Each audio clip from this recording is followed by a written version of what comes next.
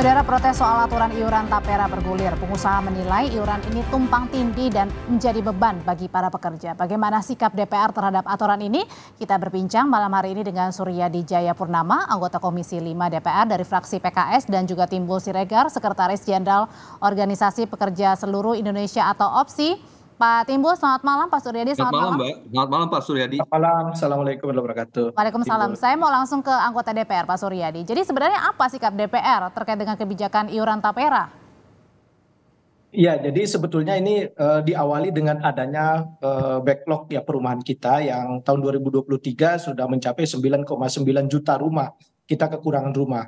Nah, atas dasar itu kemudian dicoba cari opsi-opsi bagaimana caranya agar perumahan ini bisa terpenuhi. Salah satunya adalah tapera.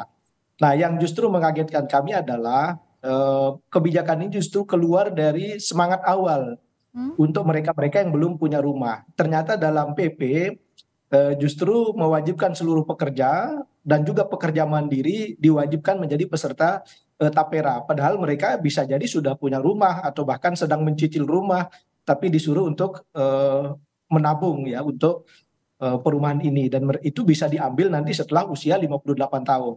Ya, justru ini yang menjadi fokus kami, sehingga memang perlu dievaluasi agar kembalikan dari tapera ini untuk memenuhi mereka yang belum punya rumah.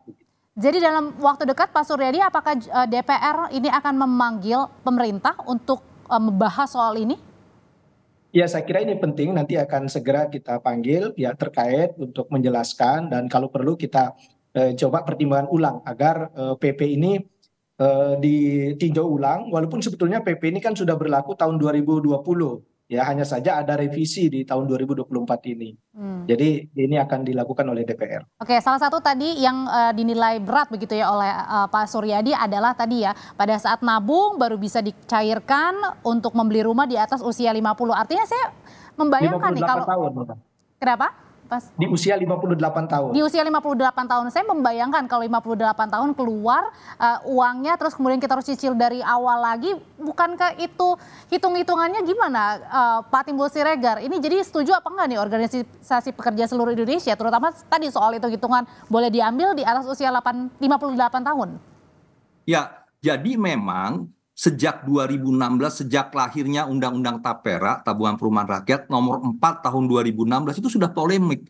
Sehingga pembuatan PP-nya itu kan tertunda sampai 2020. Nah, 2020 juga di pasal 68 kan ditunda untuk pekerja swasta ke tahun 2027 karena memang mengandung polemik. Jadi begini, saya mau katakan sumber masalah itu ya di undang-undang itu, bukan di PP. Pasal 7 Undang-Undang 4 2016 dengan sangat jelas, pekerja formal itu wajib.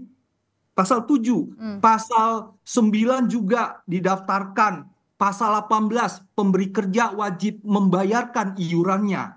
Nah, mengenai 2,5% dan 0,5% yang dibayar pekerja dan pemberi kerja itu baru diatur di PP. Jadi kalau nanti masalahnya ditumpahkan kepada PP itu nggak tepat. Karena PP mengacu pada pasal 7, pasal 9, dan pasal 18 yang mewajibkan pekerja membayar dan menjadi peserta wajib. Minimal upah minimum dia wajib menjadi peserta. Nah, jadi persoalannya adalah sekarang, Pak Suryadi, bagaimana ke depan kita minta DPR dan pemerintah segera merevisi Undang-Undang 4 2016 sehingga PP turunannya nanti memang tidak mewajibkan, misalnya di pasal 7 mengatakan sukarelalah perusahaan yang mau mendaftarkan atau tidak, pekerja mau ikut atau tidak silahkan. Nah, kalau itu nanti disebut dengan kata sukarela tidak wajib, maka di PP juga akan disebut pekerja atau pengusaha itu sukarela mau ikut tapera silahkan. Opsional gitu ya berarti. Ya, opsional. Nah, kalau sekarang kan diwajibkan ya karena memang di undang-undang taperanya pasal 7 disebut wajib. Oke, jadi harus diubah dulu ya undang-undangnya. Ya, jadi masalah itu tidak di PP. Jadi kalau ada bilang masalahnya di PP 25 tahun 2020 junto PP 21 2024 itu salah. Asal muasalnya itu di pasal 7 Undang-Undang 4 tahun 2016. Nah, jadi saya mau katakan begini. Dari undang-undang juga sangat jelas siapa sih yang dapat manfaat. Masyarakat berpenghasilan rendah. Itu diturunkan di PP.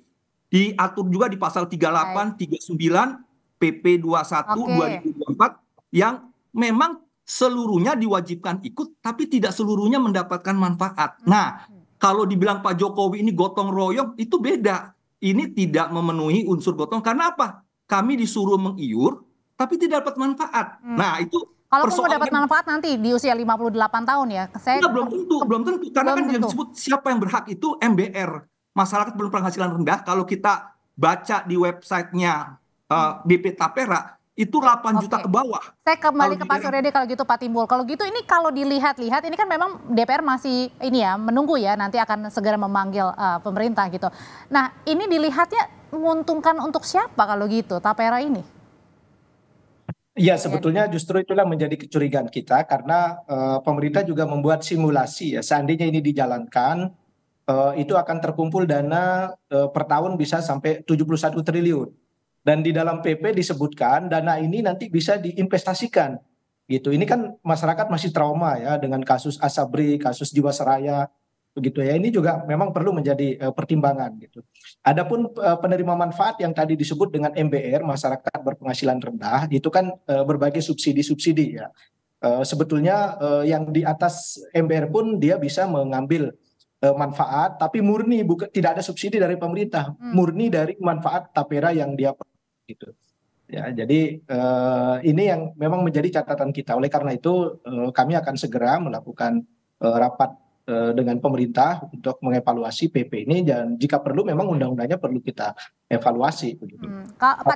Ini agar backlog rumah ini perlu menjadi tanggung jawab bersama. Saya kira itu suatu hal yang berbeda ya. Ya kita semangat agar rumah ini tetap tersedia, tapi hal-hal yang memberatkan masyarakat ini juga perlu dievaluasi. Nah, apalagi juga kita sebenarnya punya BPJS Ketenagakerjaan. Tapi sebelum sampai ke sana, saya mau tanya lagi ke Pak Timbul. Pak Timbul, bisa nggak sih kita sebenarnya cocok atau bisa atau enggak nih dilakukan 3% dengan simulasi misalnya upah UMR di beberapa daerah di Indonesia? Ya, menurut saya begini ya. Tentunya kita kan punya program perumahan untuk pekerja formal BUMN BUMD itu di MLT perumahan. Betul tadi katanya Apindo bahwa kita tuh sudah punya akses di BPJS Ketenagakerjaan, program jaminan hari tua, di PP 46 tahun 2015 disebut MLT perumahan. Nah, tentunya kalau nanti digabung lagi ke Tapera, nanti akan overlapping. Nah, kembali persoalannya kan adalah, kalaupun dibebankan 2,5%, mohon maaf, dengan pasal 26 PP 51 2023, kenaikan upah minimum kita kan rata-rata juga 3-4%. 3% setelah itu dipotong 2,5%, maka tinggal sisa 0,5%. Inflasinya 4%, maka akan tergeruslah daya beli pekerja buruh dan keluarganya. Tapi kata Pak Jokowi bilang kan kemarin bilang ini biasa kebijakan baru, ada pro dan juga kontra, nanti juga terbiasa.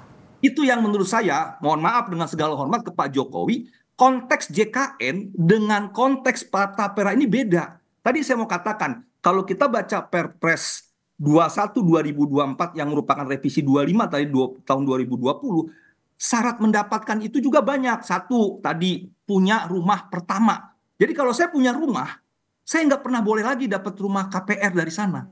Kedua, tadi masyarakat berpenghasilan rendah. Kalau 8 juta boleh, kalau 8 juta ke atas nggak boleh. Kalau di Papua itu kisaran 10 juta. Nah, yang ketiga di pasal 39 juga disebut, itu pun harus disebutkan dengan kemendesakan yang akan ditentukan oleh BP Tapera. Jadi kalaupun saya menjadi peserta, kan belum otomatis. Nah, kalau JKN, orang yang sangat kaya ikut JKN, dia sakit, boleh gak dia pakai? Boleh. Dia di operasi jantung, diobjain JKN, boleh gak? Boleh. Super kaya. Nah, artinya porsi JKN dan ini bisa langsung dirasakan manfaatnya ya?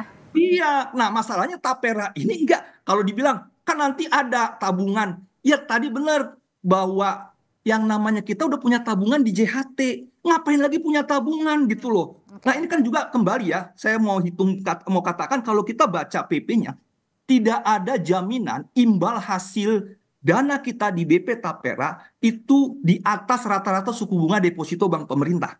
Kalau di BPJS Ketenagakerjaan, di PP 46 dengan sangat jelas disebutkan, minimal rata-rata imbal hasil itu sama dengan atau di atas suku bunga deposito rata-rata bank pemerintah. Nah, 2016 sampai 2023 itu antara 1 dan 2%. Nah, kalau di BP Tapera kita taruh uang dikasih 1%, ya kita rugi dong. tabungan deposito aja udah 3%. Artinya mendingan nabung di luar gitu ya. Mendingan nabung di luar. Nah, ini kan persoalan tidak ada nilai lebih dari ikut tapera. Oke, saya mau nanya lagi ke Pak Suryadi. Kalau gitu apa nanti kira-kira poin yang harus menjadi catatan? Terlebih tadi kan kalau misalnya kita dipotong begitu untuk membayar BPJS Kesehatan, BPJS Ketenagakerjaan, itu kan bisa dirasakan manfaatnya, terutama kesehatan pun bisa langsung dirasakan manfaatnya, Pak Suryadi. Kira-kira apa nanti poin-poin yang harus dikritisi nih? Iya, poin pertama tentu mengintegrasikan seluruh beban-beban para pekerja dengan beban-beban lainnya. Karena undang-undang ini kan dilahirkan tahun 2016. Sementara ada beberapa kewajiban baru ya para pekerja ini, misalnya di BPJS Kesehatan, kemudian juga ada JKN dan lain-lain gitu ya. Saya kira memang tidak perlu ragu untuk melakukan evaluasi, di samping manfaatnya yang harus bisa diperluas. Misalnya bagi mereka yang sudah punya rumah tetapi secara sukarela ikut tapera, nah manfaatnya bisa diambil misalnya untuk mengambil katakanlah aset produktif begitu ya, supaya dananya bisa dimanfaatkan gitu. Jadi banyak opsi-opsi yang menurut saya perlu kita diskusikan, dan lagi-lagi yang perlu diselesaikan oleh pemerintah juga adalah terkait dengan kepercayaan publik. Adanya dana semacam ini yang terkumpul seperti kasus Jiwasraya, kasus Asabri gitu ya. Ini kan dananya besar. Kalau simulasi pemerintah itu terkumpul 1 tahun 71 triliun gitu. Apalagi nanti ternyata bisa dipakai untuk membiayai kegiatan-kegiatan pemerintah yang berisiko. Nah, ini juga perlu dijelaskan oleh pemerintah begitu. Oke, jadi terakhir Pak Timbul, singkat aja. Jadi lebih banyak ruginya, lebih banyak untungnya kalau misalnya tapera diterapkan? Jadi kami sudah sejak 2016 ketika undang-undang ini belum diterapkan, kan kita ingatkan bahwa pekerja swasta itu sudah punya 2 program ya, 2 akses, yaitu MLT yang waktu itu di Permenaker 35 2016, Junto Permenaker 17 2021, dan yang kedua Pasal 37 ayat 3 Undang-Undang SJSN. Jadi saldo kita bisa ambil 30% maksimal. Jadi lebih banyak untung atau ruginya Pak Timbul? Nah, saya sih mau mengatakan rugi kita ikut tapera karena kita tidak mampu, tidak dapat akses, imbal hasilnya juga sangat kecil.